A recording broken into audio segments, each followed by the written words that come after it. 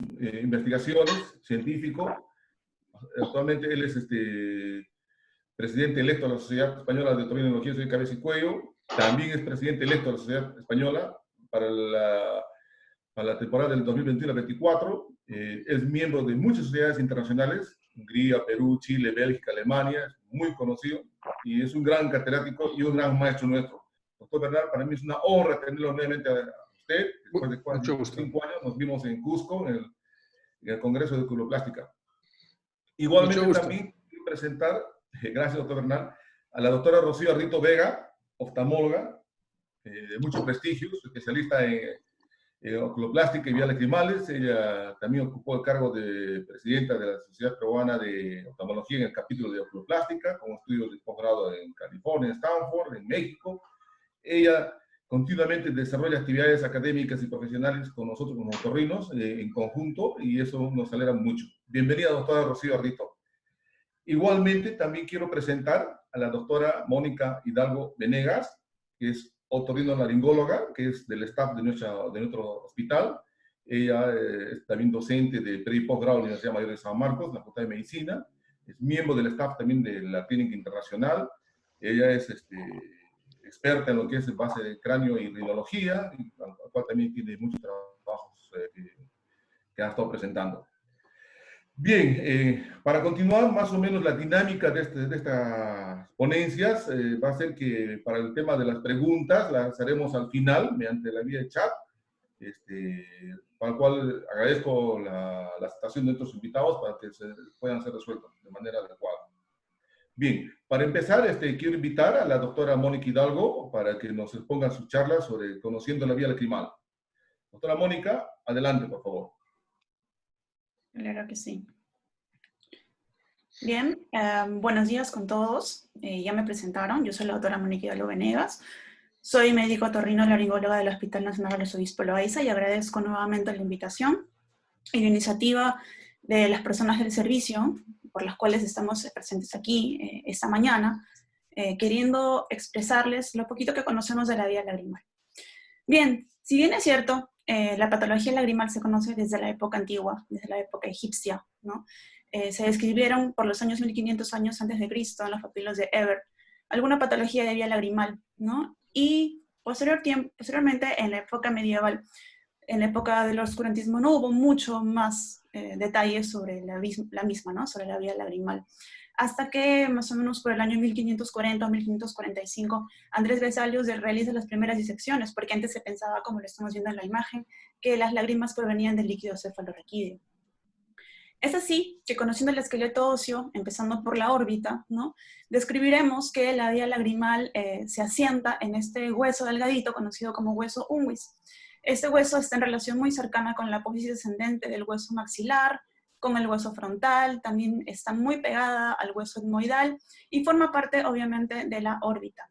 Y como todos sabemos, y en la imagen que les estoy señalando aquí, pues la órbita contiene al saco lacrimal y a todo el conjunto que ahora les voy a describir, pero no es un espacio cerrado. Como lo estamos viendo aquí, es un espacio que contiene una luz. Y esa luz la vamos a ver mucho mejor si nos detenemos alguna vez a ver un cráneo. Vamos a poder ver que esta luz da hasta la nariz, ¿no? Y como todos lo sabemos, como otorrinos, llega hasta el meato inferior, que se encuentra debajo del cornete inferior.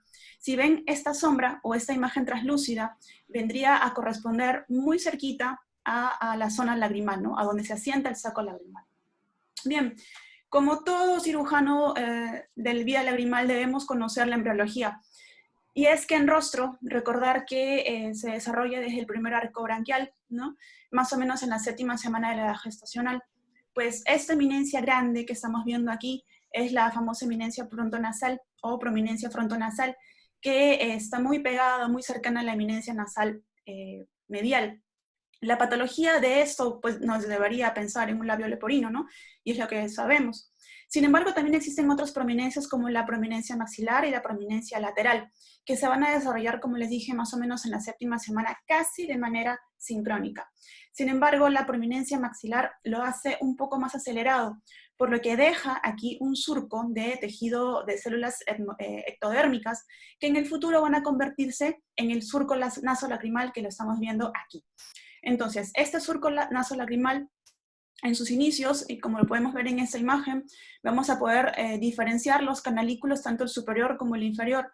Y tiempo después, como lo vemos en esta otra imagen, la luz de la vía lagrimal por apoptosis empieza a formarse. ¿Ok? Entonces es así que da lugar a la vía lagrimal. Ok, entonces, para conocer un poquito más de la vía lagrimal, pues se va a dividir en dos zonas, ¿no? En la zona proximal y en la zona secretora. La zona proximal, que no es motivo de la charla de hoy, va a estar dada por la glándula principal, las glándulas accesorias y los ductos. Pero lo que nos corresponde a nosotros conocer el día de hoy son básicamente desde los ductos lagrimales, ¿no? Los canalículos tanto superior como inferior y el común, y el saco lagrimal y el conducto. ¿Ok? Esto se le conoce como zona distal o excretora.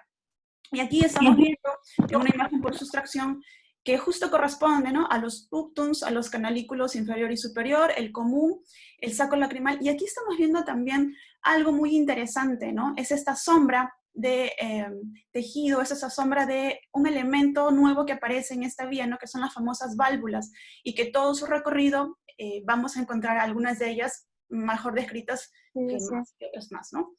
Bien, entonces la vía lagrimal tiene, como les dije, ¿no? Desde el principio, una de las estructuras que resalta son las válvulas, y aquí la válvula de Rosenmüller, ¿no? Que se encuentra justamente entre el canalículo común y el saco lagrimal.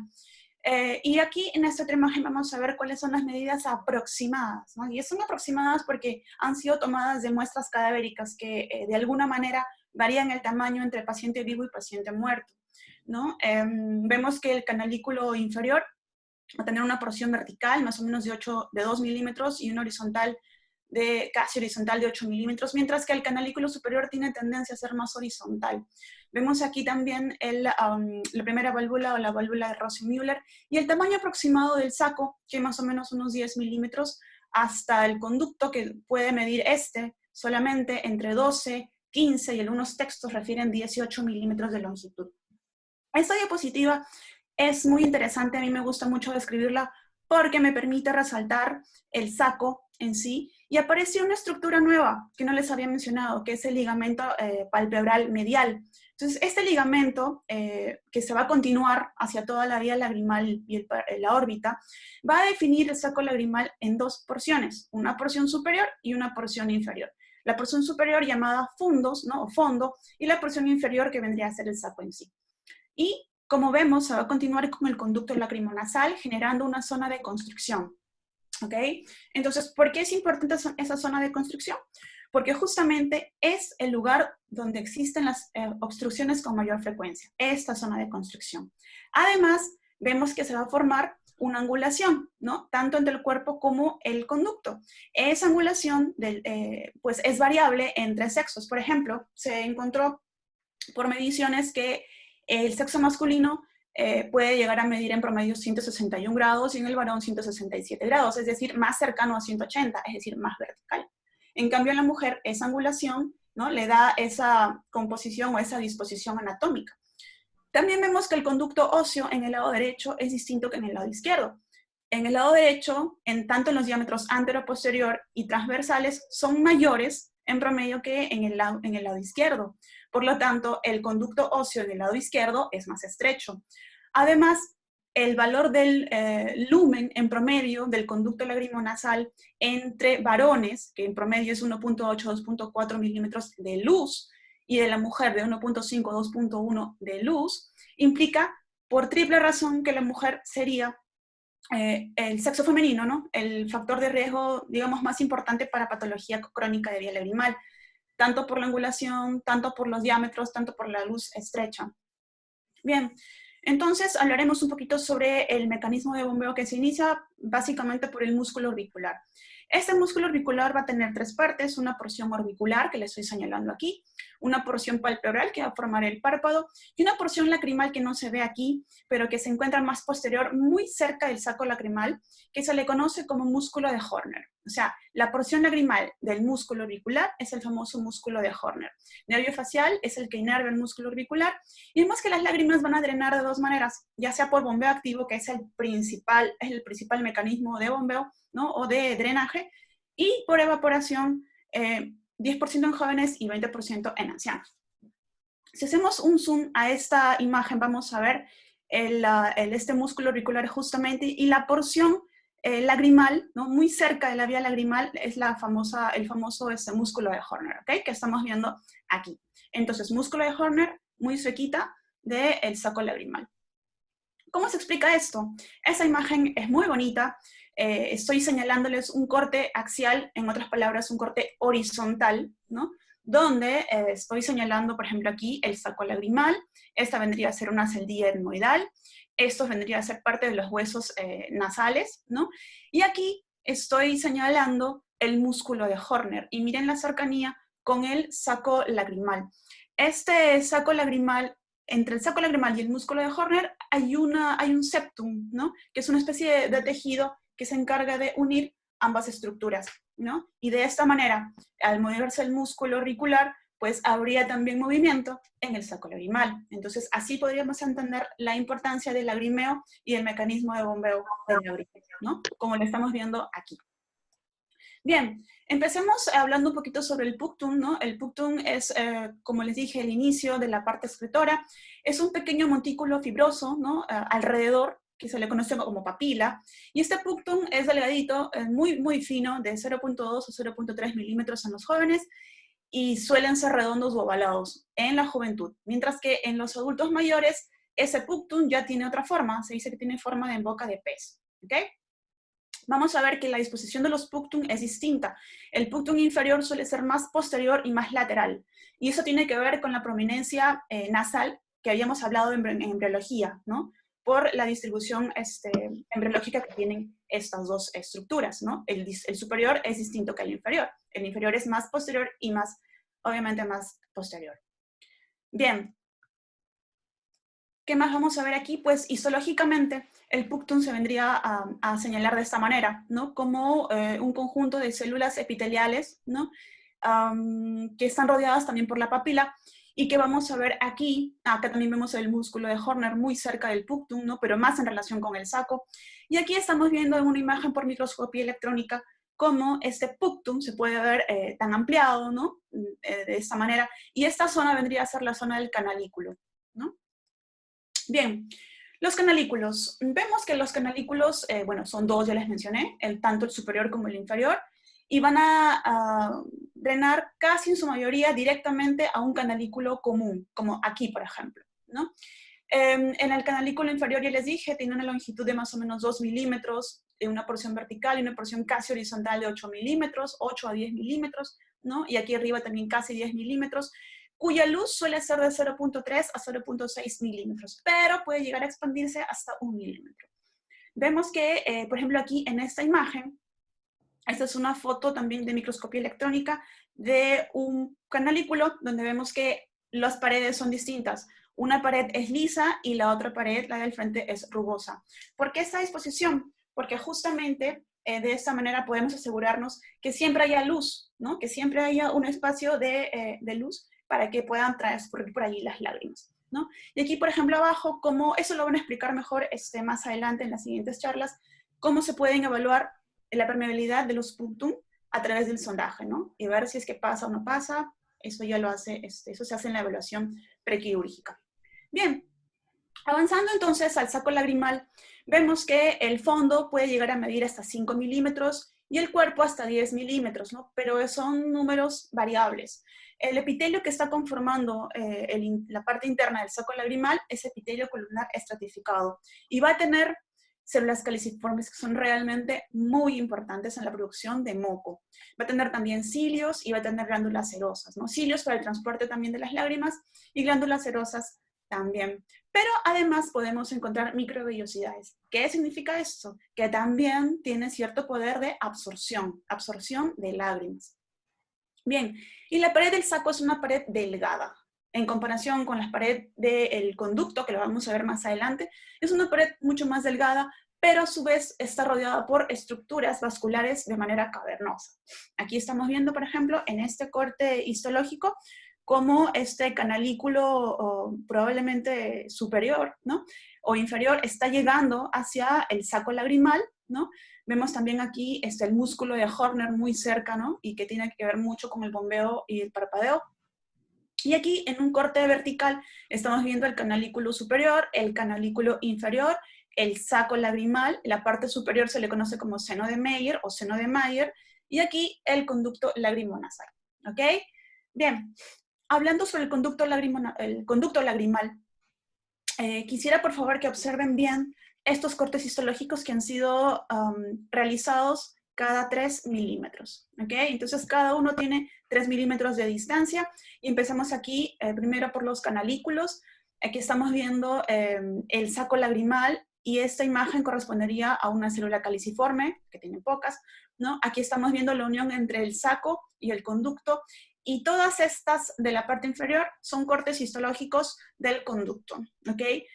Quisiera que ustedes se den cuenta en algo importante, el grosor del estroma, el grosor de lo que rodea la estructura. Miren, el conducto y la parte superior del saco es delgada, mientras que el saco y la parte superior del conducto son delgados, mientras que toda la superficie que rodea el conducto es mucho más gruesa. Está constituida por vasos sanguíneos, tiene células inflamatorias, células de defensa, que la hacen más gruesa. Esta es la parte inferior, por ejemplo. Aquí estaría la altura de la válvula de Hasner, tiene una forma fusiforme, ¿no? El saco, el conducto. Entonces, vean que el estroma es mucho más grueso, y eso tiene que ver mucho con la inmunología que les voy a presentar más adelante. Las células caliciformes definitivamente son formadoras de moco, y son mucho más frecuentes en la parte más baja, en la parte más inferior. Luego, en esta otra imagen vamos a ver lo que nos gusta, ¿no? Los cirujanos que estamos en vía lagrimal, los cirujanos endoscopistas, reconocer las estructuras endoscópicas. Y aquí les voy diciendo más o menos cómo se distribuye la anatomía. Esto es un septo nasal, estamos haciendo una imagen endoscópica de una fosa nasal derecha, ¿no? Este es un septum nasal, aquí estamos viendo abajo estaría el cornete inferior, aquí el cornete medio, aquí el abernaci, ¿no? Que es la primera celdilla etmoidal, que se va a continuar por donde les estoy señalando con la línea maxilar.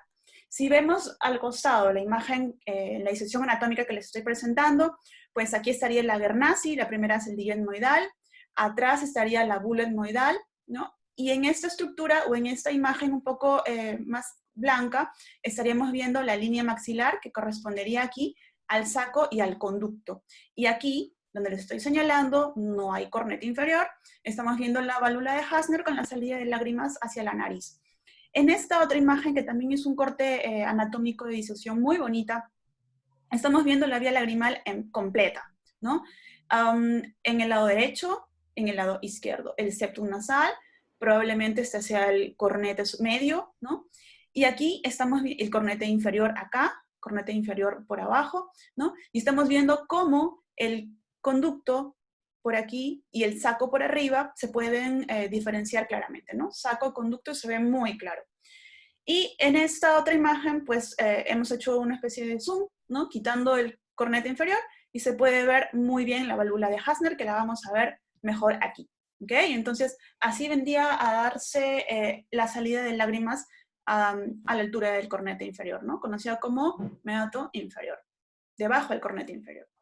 Bien, esta otra imagen también es muy simpática porque me permite ver cómo se distribuye la superficie de la vía lagrimal desde el saco, por aquí arriba, ¿no? Hasta el conducto. Es un corte anatómico donde se ha abierto, se ha aperturado y se ha suturado.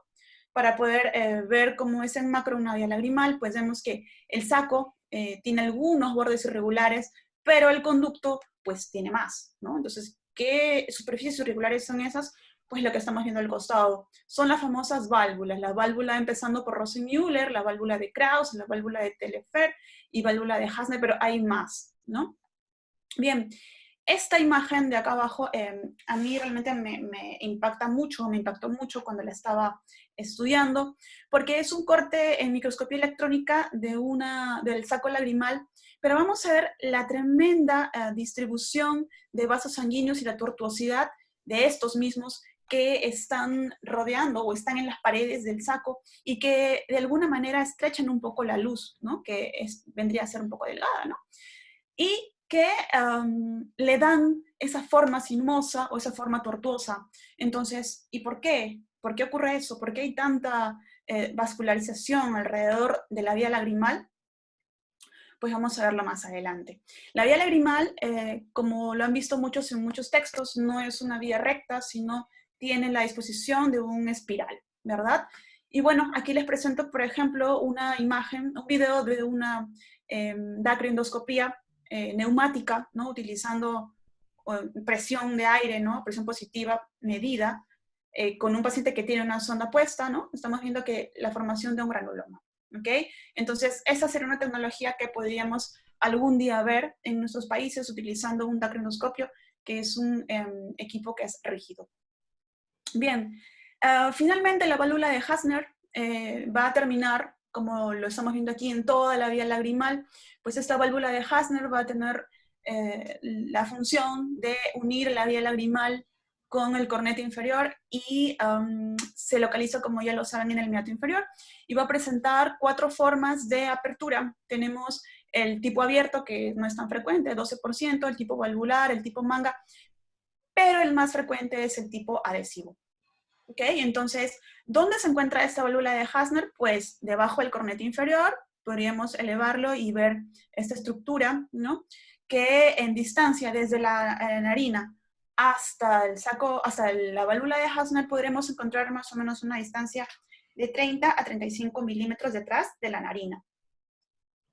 Bien, esta parte yo creo que es una de las partes más importantes, y es la inmunología. Y es lo que quisiera, por favor, resaltar en todos los pacientes que evaluemos con problemas de vía lagrimal. Tenemos 2 tipos de defensa en la vía lagrimal, la defensa mucosa y la defensa o la inmunidad humoral y celular. La defensa mucosa es sencilla.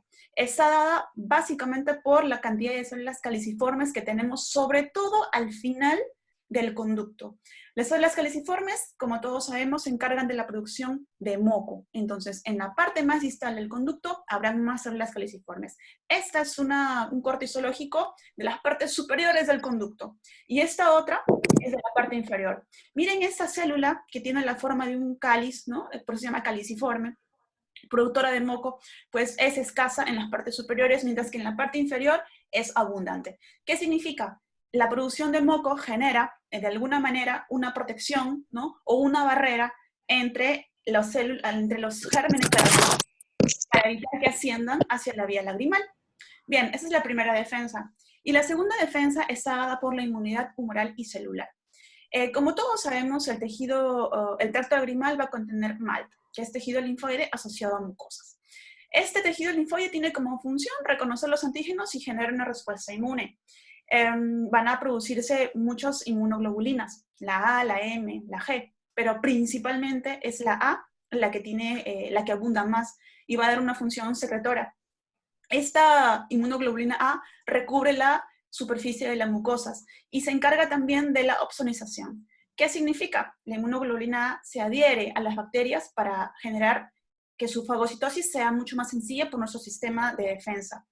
También tendremos linfocitos T, CD8, y también macrófagos y también complejos de histocompatibilidad. Bien, estos complejo mayor de histocompatibilidad. Este tejido, MALT, tiene un nombre especial en la vía lagrimal, se le conoce como el tejido linfoide asociado al drenaje lagrimal o LDALT, ¿no? Que podría explicarnos las patologías como dacrosidititis crónicas, ¿no? Pensar y considerar algún problema en el DALT, en el LDALT, o las dacrolitiasis, ¿ok? Bien, haciendo alguna revisión sobre estudios que me dicen o que han demostrado algunas diferencias, por ejemplo, en anatomía de la vía lagrimal, vemos que en este estudio se encontró diferencias por el sexo y la edad. Lo que está en cuadritos son los varones y lo que está en círculos son mujeres. Entonces, en cuanto a los diámetros antero-posterior, al diámetro transverso, los varones llevan ventaja, ¿no? En promedio, en las mujeres es menor. En el área, ¿no?, de la vía lagrimal, pues también los varones llevan ventaja. Inclusive también en el ángulo que se encuentra entre el saco y el conducto. Entonces también ese ángulo suele ser menor en mujeres. Como les dije, por lo tanto, eso explica por qué esa patología es más frecuente en el sexo femenino. Bien, también vemos algunas alteraciones anatómicas por tomografía que se han encontrado entre el ángulo de la pared lateral nasal con el ángulo que forma con el cornete inferior. Entonces, en este estudio se demostró que una alteración en esa angulación puede predisponer a patología crónica de vía lagrimal. Y en este otro estudio también se hicieron algunas mediciones tomográficas en cuanto a la longitud del conducto lagrimonasal, ¿no? Siendo, como lo ven aquí, mucho mayor en los varones que en las mujeres. Bien, casi para finalizar, tengo que presentarles algunos puntos de reparo muy cortitos que utilizamos los otorrinos para poder encontrar el saco lagrimal.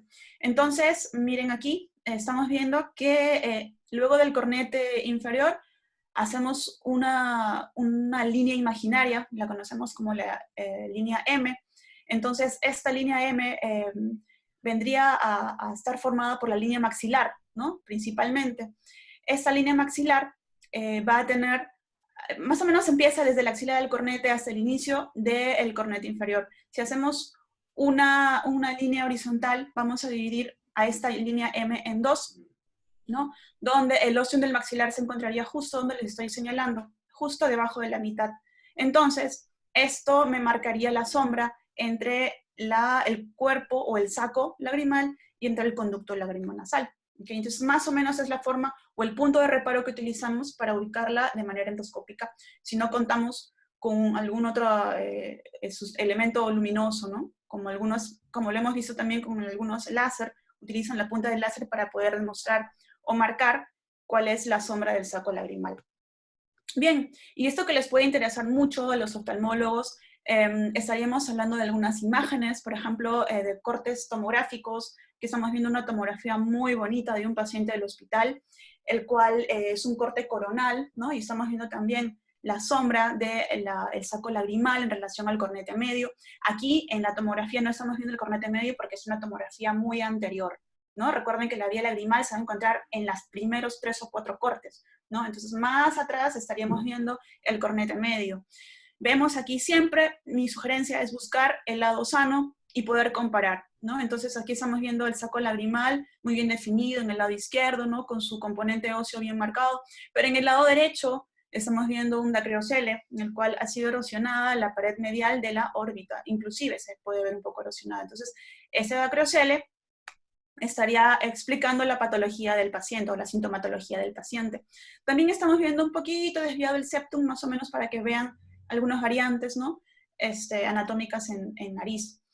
Luego, esto es un corte axial de un paciente que tiene una vía lagrimal normal. Realmente no le veo nada malo aquí, el septum se encuentra casi lineal.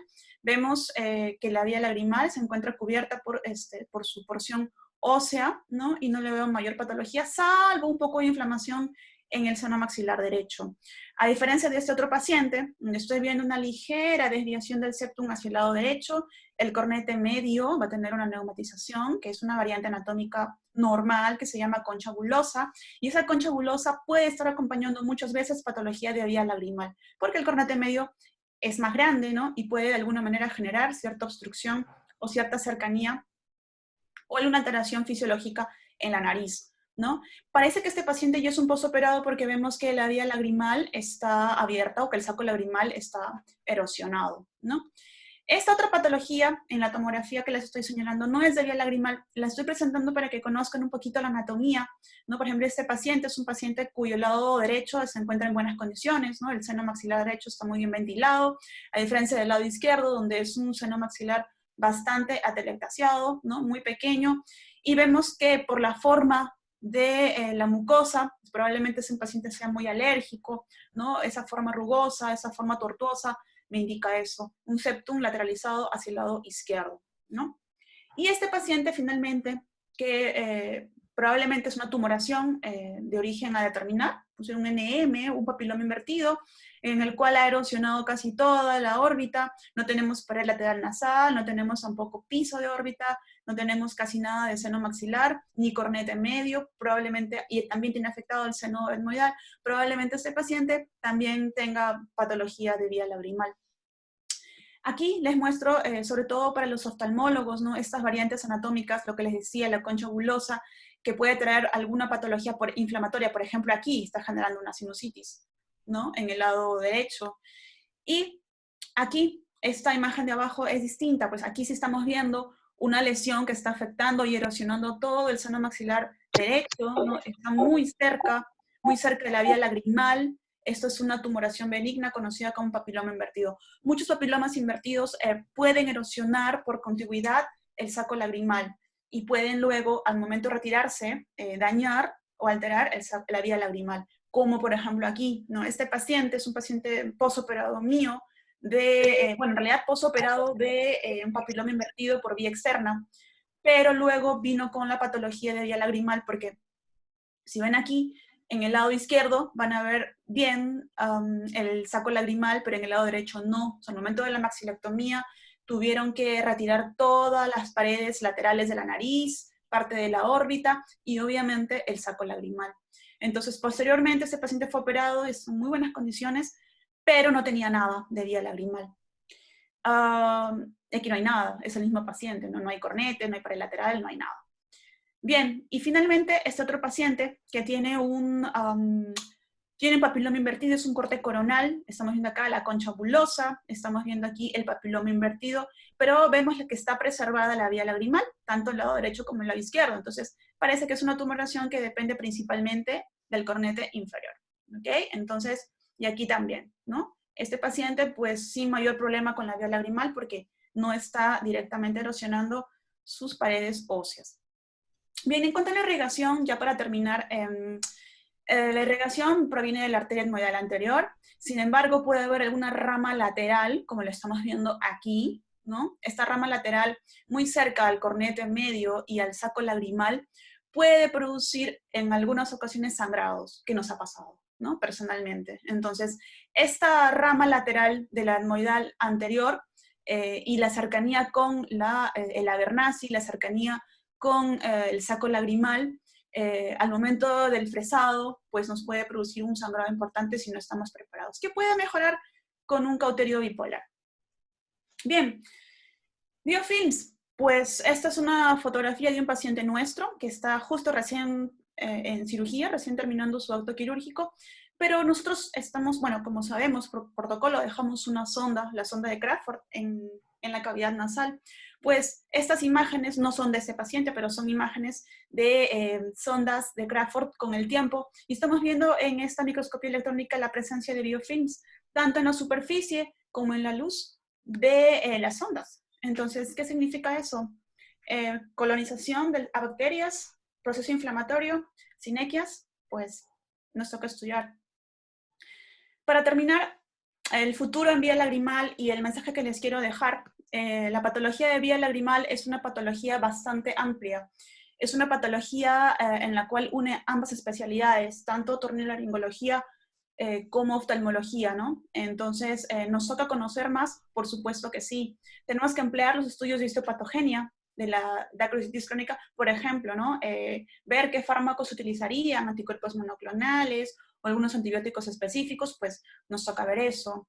El uso de la mitomicina, por supuesto que sí. Nos toca saber si sirve o no sirve, y si sirve, cómo se coloca, ya sea en vía tópica, ya sea en irrigaciones, ya sean en gotas o ya sea con infiltración. Entonces, y que también va bien o no, ¿no?